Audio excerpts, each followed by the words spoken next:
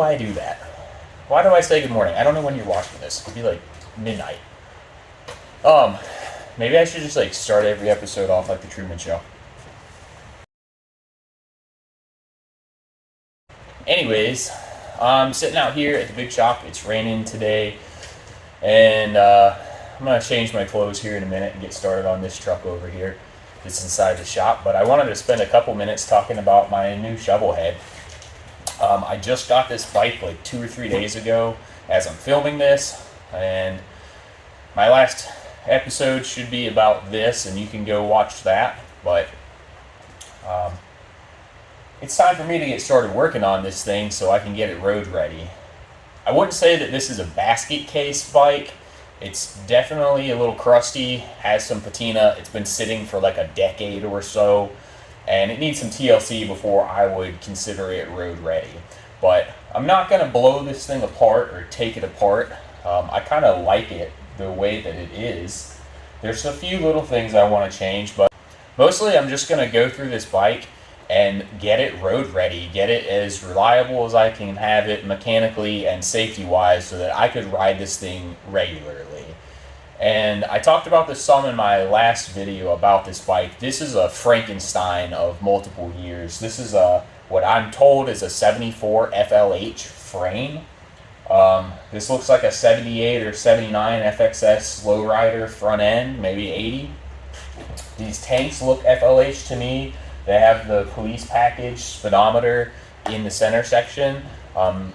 Maybe these are like 80 model tanks. I don't know why I have 80 in my head as a year for this police package deal. It's a cone Shovelhead. I talked about this some in my last episode. The cylinder heads have 05 and 07 66 stamped on them above the spark plug holes, but in doing some more research, that seems like a 66 stamping is very common across all Shovelheads of any year. But down here on the bottom side of the cylinders, on the pushrod side of the engine, this front cylinder head rather is stamped 0171, and this rear head is stamped 1170. So the heads, at least, I feel like probably 1971. I don't know about the bottom end at all. It's a 4-speed transmission, rotary shift, not a cow pie, ratchet top, whatever you want to call it, is what this is. It's an FLH transmission because it has the shifter pointed down instead of up like a FX would have. And yeah, that's really all I know about this bike. And I'm going to spend this episode, and this might actually take 2 or 3 episodes, honestly, of working on this thing, getting it ready. I've got a big list, and we're going to knock some of that out today.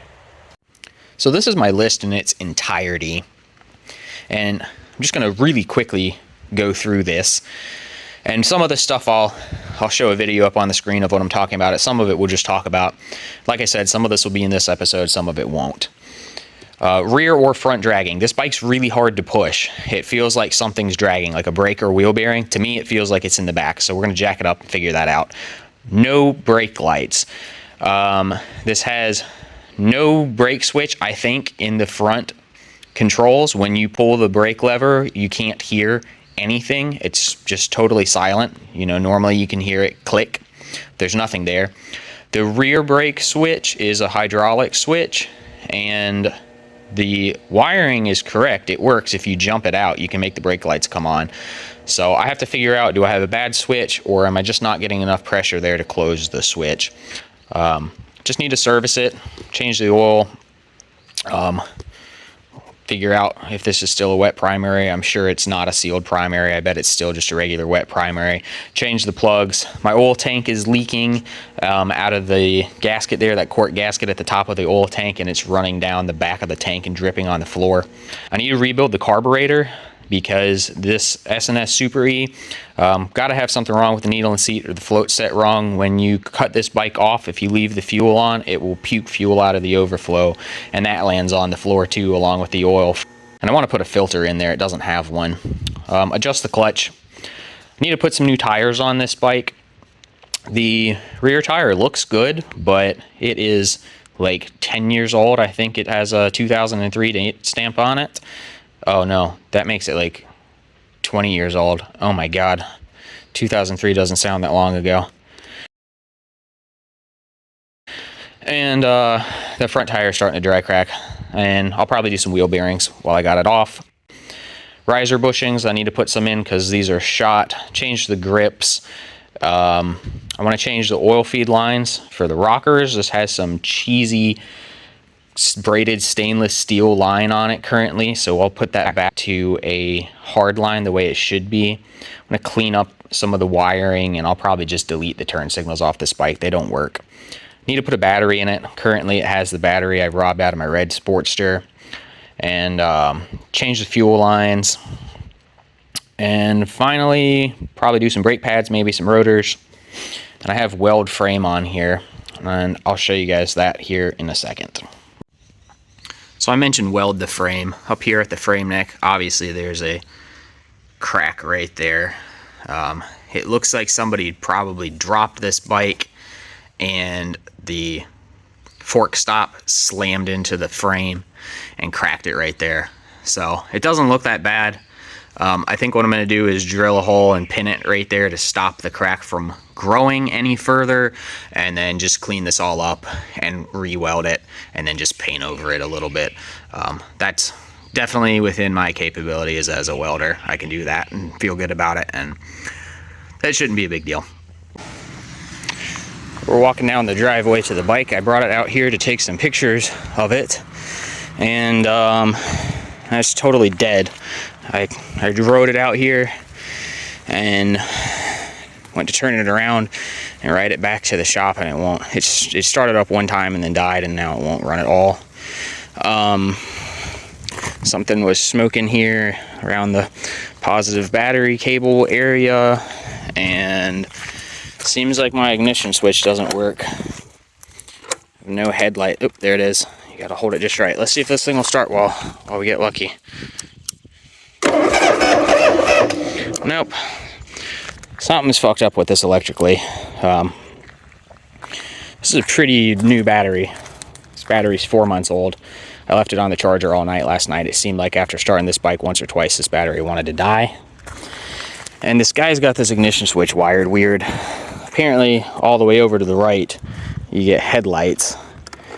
Back one click is still supposedly ignition on, but with no lights. He was like, that's my outlaw switch. That way, if you're running from the cops at night, you can cut the lights off, which is fucking hilarious because this thing is so slow, you would never outrun the cops. And even if it was fast enough to outrun the cops, I'd kind of like to be able to see where the fuck I'm going at night. So, yeah. I guess I'm going to try and push this thing up to the shop. Like I mentioned earlier, the start of this video, this thing is a bear to push. I brought some wrenches with me. I think I'm going to try and bust this bleeder loose back here and see if maybe this master cylinder is what's dragging.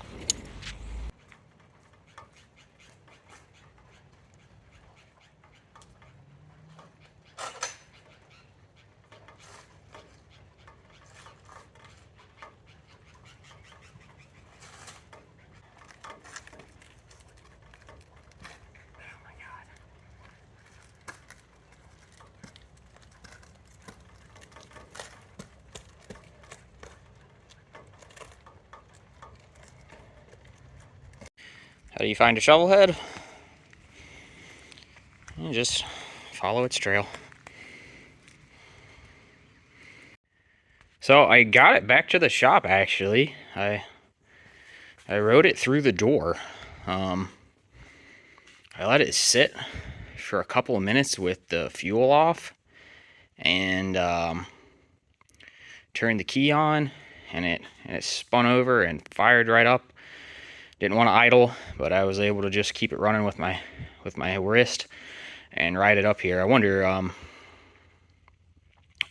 if this carburetor is so fucked up that in addition to puking fuel out from the overflow, if it's flooding the engine and like maybe even hydrolocking it a little bit, and the starter just can't push through that much fuel, and so when you let it sit for a couple minutes, it clears itself out.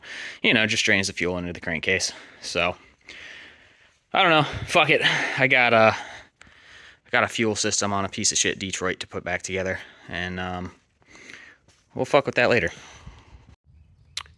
So while all that nasty old oil is draining, Also, side note, get you a Formula funnel. Those things are awesome. Let's go up here to the front of the bike, and you'll notice that the both brake calipers are missing off the front end of this bike. Excuse me. And this is because I had mentioned that this bike was a real bear to push around. And I jacked it up on the jack yesterday morning and spun the back tire over, and it spun over just fine. But when you go to spin the front, put the video clip up right now.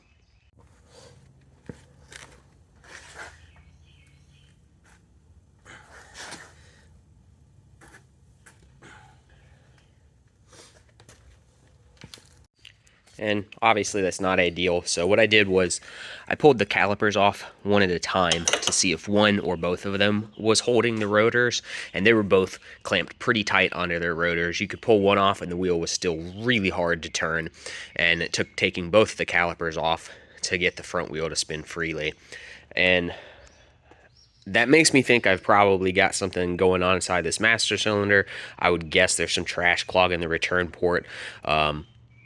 And I'll probably end up rebuilding this master cylinder. I may still end up needing 2 calipers too, but we're going to start with looking at the master cylinder. Oh, yeah.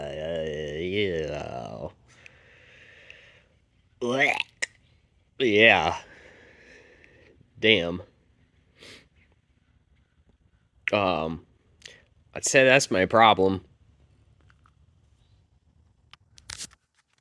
I can't fucking believe we were riding this bike around. Death trap on wheels, baby. I should probably look at the rear master cylinder. I should probably just go through all the brakes on this. Stopping is important. Stopping is good. Yeah, there's my problem. So we've got a box of parts I've pulled off. Got the carburetor off of it. The front master cylinder's laying underneath it. Air cleaner cover. This is all that was in there for an air cleaner, which is probably why you could hear the carburetor sucking so good, and turn signals. We'll put a real air filter back on this instead of just a screen. And I need to pull the rear master cylinder off of this bike too, but that's a little more than I want to get into right this second. It's like 8 o'clock in the morning, and there's not a truck in the big shop right now, but there's a platinum kit over there, a whole pile of parts, and you can see some trucks peeking at me through the man door. So it's time to go to real work. Just wanted to knock a couple of things off of this bike first thing in the morning before I got started. And that's all just stuff that I'll take home, because that's stuff that I can rebuild on my little workbench at my little shop at my house in the evenings or on the weekends, and then I can be getting some stuff done on this bike, even though I won't be with this bike. So, time for me to go to work. So the box of parts has followed me home, and I've got the carburetor took apart on the workbench, and it's pretty grungy in there. It's not the worst I've ever seen, but definitely gross. Kind of hard to see up there at the seat for the needle. That's particularly gross, and this carb's running rich and puking fuel out the overflow. O-ring right there for the check valve ball at the accelerator pump diaphragm. Obviously that's messed up, and these jets look a little gross too. Also, excuse my voice, I've kind of been a little under the weather. Been a little snotty. Anyways, I'm gonna strip this the rest of the way down, and we'll throw it in the dunk tank and let it soak and get clean, and then put a rebuild kit through it. Okay, the carburetor's been soaking in the bucket for a couple of days, I think 2 days maybe, and I don't really feel like reaching in there without gloves, so I'll fish it out of there and we'll clean it off. It's probably getting towards the end of the useful life of this particular carburetor bucket, but seems like it still does a good job. So hose it all off with some brake clean and some compressed air, and yeah, put it back out on the bench and rebuild it. Okay, so I've got everything nice and clean, and it's time to open the box. Actually, I lied. I've I've already opened the box. It's time to put the contents of the box into this, and I'm just going to skip over this, and the next time you see this, it'll be back together. Okay, carburetor's back together. Everybody's happy, hunky-dory, clean, and rebuilt. This is a really easy carburetor to rebuild, and I scraped that black foam shit off of this air cleaner, but it's still kind of grungy, so I'm going to take some Scotch-Brite or something and clean it up, and I'm just going to end this video right now. My neighbor's shitty lawnmower is running. You can probably hear it in the background, and dogs are barking, and so in the interest of halfway decent audio quality, we'll just quit this right now. We're back at the shop with the orange bike, and I pulled the grips off. Did this while I was pulling the master cylinder off to take home and rebuild. But I still need to pull this rear master cylinder off. It's leaking. It needs to be rebuilt too. And I'm going to try and flush through the lines and the calipers and see if the calipers maybe are savable without having to buy or rebuild those. We'll find out. That'll probably be on the next episode. And I'm going to knock this little ugly skull points cover off. And I've got a new set of points for this bike that I bought because the previous owner told me that it's still points, but has a Dynatech Performance Ignition sticker on the battery box, which makes me wonder, whoopsies, if perhaps this has been converted to electronic ignition. So we're gonna find out under here. And hey, wouldn't you know, the sticker is wrong, the guy was right. This does still have points, and these actually look pretty good. I know that doesn't mean anything, and they're probably pretty old, but I might just leave them in there, honestly. The points contact looks totally fine, and the little rub block that rides on that eccentric cam right there to open and close them, it looks fine. Obviously, I guess I could put a voltmeter, multimeter on the condenser and check it. Yeah, I might just leave these on here and carry a spare set of points with me, and just in the interest of, if it ain't broke, don't fix it. And in the interest of de-sculling this bike, I'm gonna take this clutch cover off and replace it. The little chain inspection cover has a live to ride, ride to live eagle on it, which I think is similarly cheesy, but actually a little bit charming. That stuff doesn't bother me nearly as much as the copious amount of skulls that people seem to put onto Harleys. And there's the eagle on the backrest. So for the new clutch cover, I found this on eBay for like 15 bucks. And I think that looks pretty good. It's old school. It'll look a whole lot better than that. And I'm going to leave the clutch cover off. I'm going to leave this off for right now. Do a quick clutch adjustment, and then we'll throw this back on there.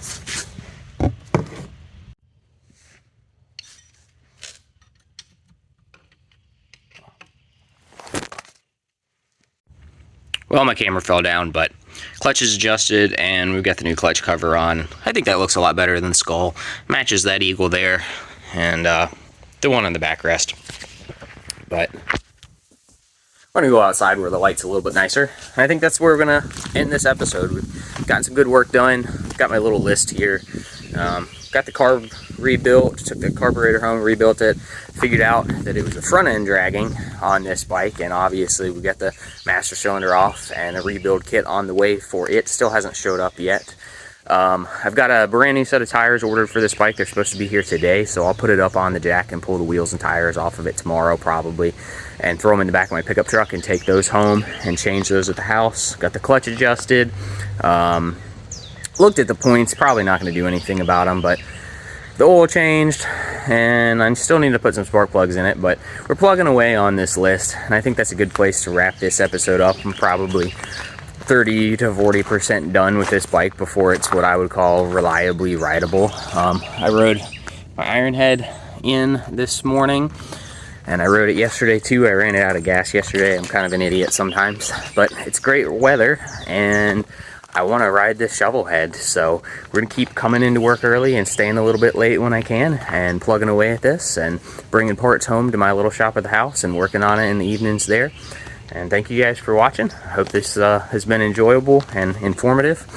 And yeah, hopefully at the end of the next episode, we'll have a running, riding, ready to go, super cool orange Shovelhead. We'll see you on the next one.